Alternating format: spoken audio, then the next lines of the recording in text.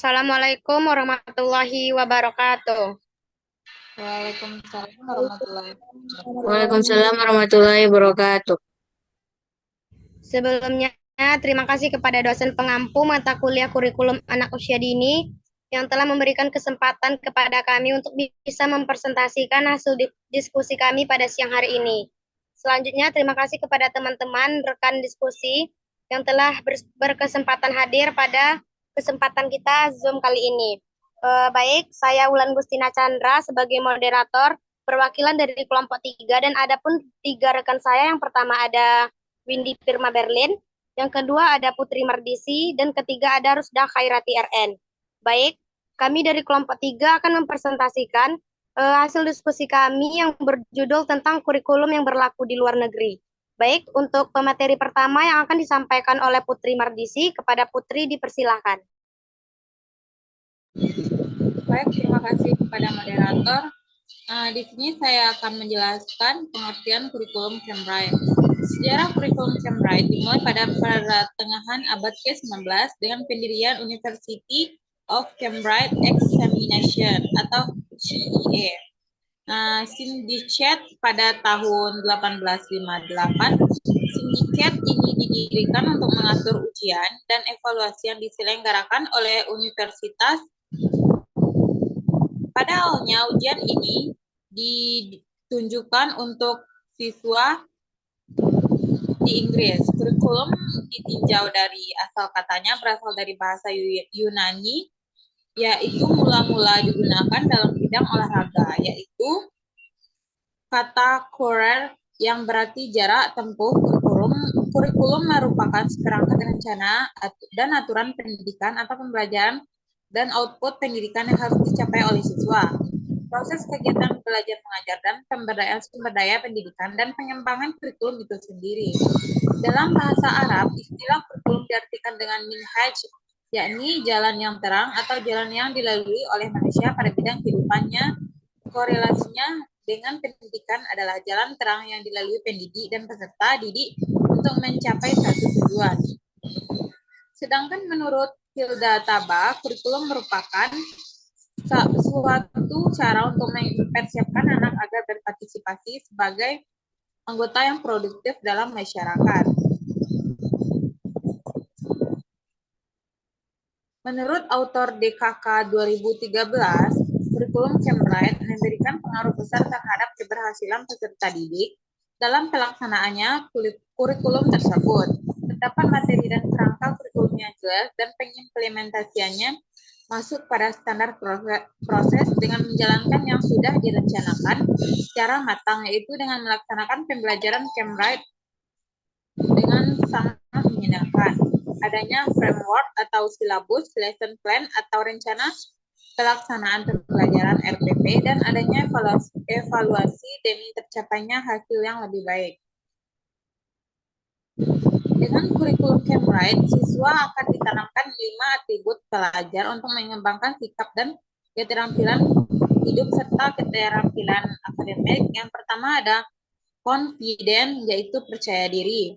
Siswa percaya diri dalam bekerja dan mampu berkomunikasi. Yang kedua ada responsible, bertanggung jawab. Siswa bertanggung jawab untuk diri mereka sendiri, responsif dan menghormati orang lain. Yang ketiga reflektif. Siswa mengembangkan kemampuan mereka dalam belajar. Yang keempat ada inovatif. Siswa dibiasakan untuk beradaptasi dan fleksibel terhadap situasi baru yang membutuhkan cara berpikir yang baru. Dan yang terakhir ada terlibat. Siswa terlibat secara intelektual dan sosial. Ada beberapa lembaga pendidikan yang menerapkan kurikulum internasional dengan berpedoman pada SNP yang diperkaya dengan standar pendidikan dari negara maju. Sedangkan kurikulum Cambridge yakni kurikulum yang diadaptasi dari University of Cambridge. Baik, sampai di situ materi yang saya jelaskan, saya kembalikan kepada moderator. Baik, terima kasih kepada rekan saya Putri Mardisi yang telah memaparkan materi tentang pengertian. Baik, untuk materi selanjutnya itu ada karakteristik kurikulum Cambridge. Yang pertama yaitu anak fasih berbahasa Inggris. Mungkin banyak yang bertanya, apakah anak dapat berbahasa Inggris dengan fasih hanya karena sekolah tersebut memiliki kurikulum Cambridge? Memang banyak sekolah yang menggunakan bahasa Inggris sebagai bahasa pengantar. Fasih berbahasa Inggris tidak cukup siswa yang bersekolah di dapat mengaplikasikan bahasa Inggris untuk reading, listening, speaking, dan writing. Yang kedua yaitu ada memiliki cara pandang internasional. Cara pandang internasional sangat penting saat siswa akan melanjutkan pendidikan ke luar negeri, terutama di negara-negara maju. Yang ketiga yaitu ada pendidikan yang modern dan terbaru. Semua siswa lulusan sekolah internasional dengan kurikulum Cambridge dapat berbangga karena mereka sukses menempuh pendidikan dengan metode yang modern yang sesuai dengan perkembangan teknologi. Yang keempat yaitu ada menyiapkan siswa sebagai pemimpin masa depan. Pendidikan sangat penting untuk menentukan kualitas siswa, tetapi pengalaman dalam berorganisasi juga tidak kalah penting. Kebiasaan belajar sangat penting, tetapi siswa tetap mendapatkan dorongan untuk mengaplikasikan apa yang mereka pelajari.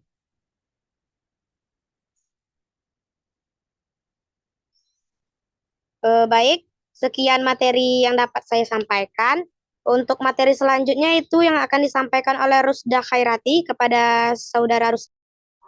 Baiklah, terima kasih atas kesempatannya kepada moderator. Selanjutnya saya akan memaparkan materi mengenai langkah-langkah penyusunan dan perkembangan kurikulum Cambridge.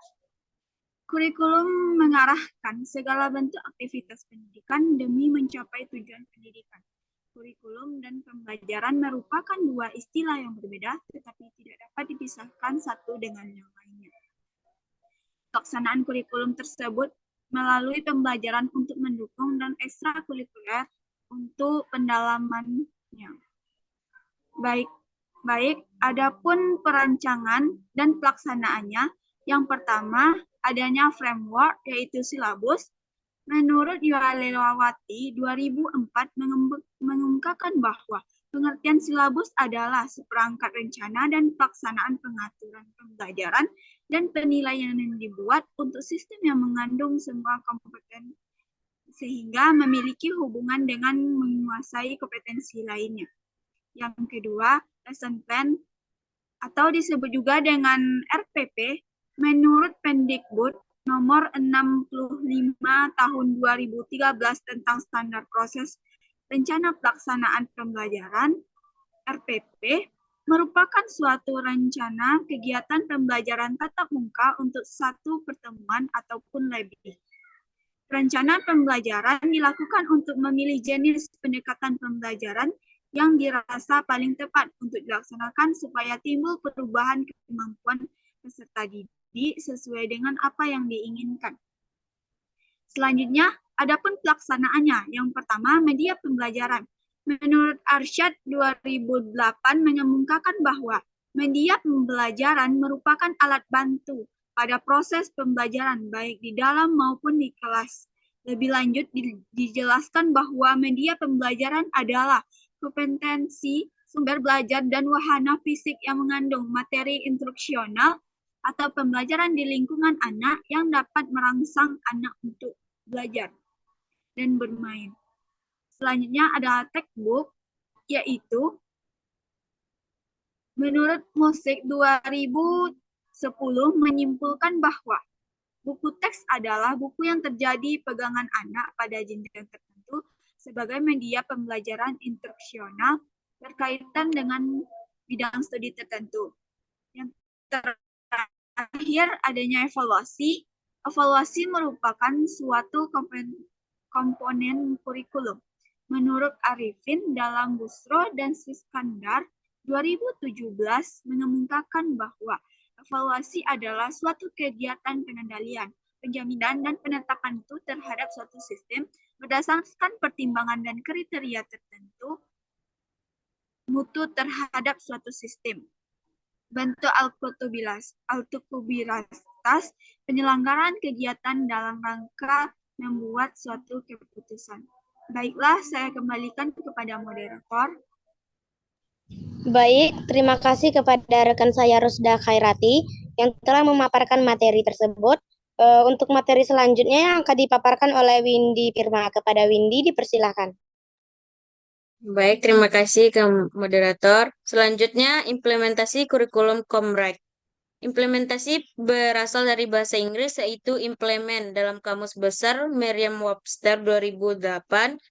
To implement mengimplementasikan berarti menyediakan sarana untuk melaksanakan sesuatu dan untuk menimbulkan dampak atau akibat terhadap sesuatu. Menurut Kamus Besar Bahasa Indonesia, implementasi adalah penerapan tahapan penting dalam silabus kebijakan pendidikan adalah implementasi kurikulum.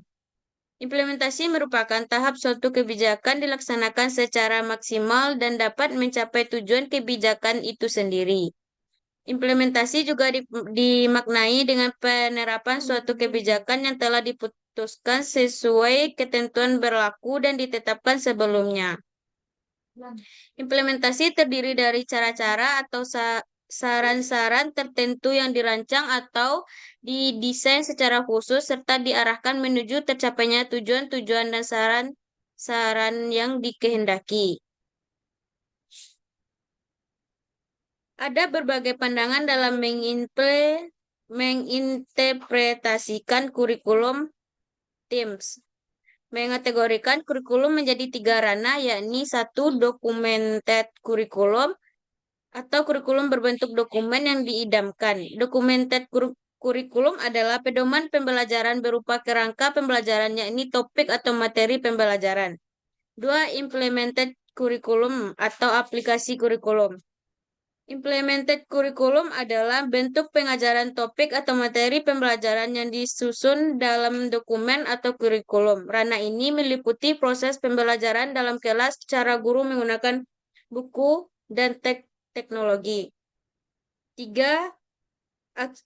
Activate kurikulum. Activate kurikulum adalah pencapaian siswa berupa hasil pelajaran siswa yang terangkup dalam prestasi akademik siswa, output atau optum siswa. Selanjutnya saya kembalikan ke moderator.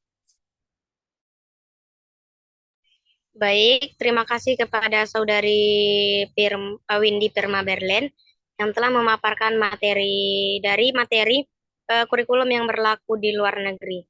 Baik, teman-teman sekalian, sekian penyampaian hasil diskusi kami, yaitu hasil diskusi kelompok 3 dengan judul kurikulum yang berlaku di luar negeri. Jika ada salah dan janggalnya, kami mohon maaf. Saya akhiri. Assalamualaikum warahmatullahi wabarakatuh. Waalaikumsalam Warahmatullahi wabarakatuh.